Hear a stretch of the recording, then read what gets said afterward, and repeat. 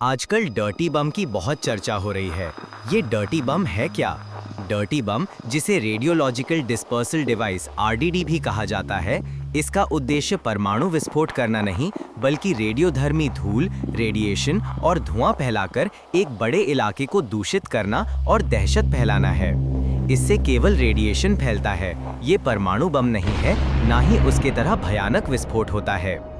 इसे डर्टी बम कहा जाता है क्योंकि इसमें परमाणु बम की तरह 90% तक शुद्ध किए गए यूरेनियम की बजाय अशुद्ध यूरेनियम का उपयोग होता है।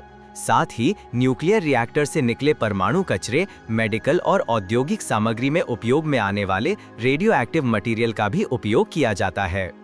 चूंकि इसमें कचरा और बचे खुचे रेडियोधर्मी पदार्थों का उपयोग किया जाता है, इसलिए इसे डर्टी बम कहा जाता है। रेडियोधर्मी पदार्थों का उपयोग मेडिकल साइंस और कुछ उद्योगों में होता है।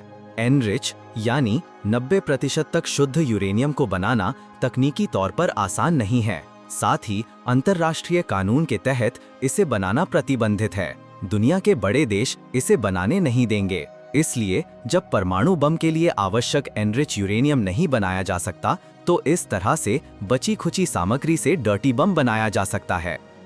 अब डर्टी बम के प्रभाव की बात करते हैं। ये परमाणु बम से बहुत अलग है।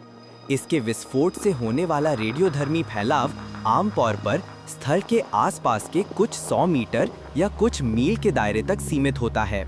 मुख्य खतरा तत्काल विस्फोट से नहीं, बल्कि रेडियोधर्मी रेडिएशन के संपर्क में आने से विकिरण विषाक्तता का होता है। इससे होने वाला रेडिएशन कैंसर जैसी गंभीर बीमारियों का कारण बन सकता है और प्रभावित क्षेत्र को दशकों तक प्रदूषित रख सकता है। प्रभावित क्षेत्र को साफ करने में काफी समय और पैसा लगता है, जिससे वो इलाका लंबे समय के लिए रहने या काम करने के लिए असुरक्षित हो सकता है। परमाणु बम शहरों को तुरंत राख कर सकता है, जबकि डर्टी बम का असर मुख्य रूप से धमाके की जगह और रेडिएशन के फैलाव तक सीमित रहता है। लेकिन इसे भी वेपन ऑफ मास डिसरप्शन की श्रेणी में ही रखा गया है। तो ये थी डर्टी बम की जानकारी। इस वीडियो को लाइक करें और हमारे चैनल को सब्सक्राइब करना ना भूलें। धन्यवाद।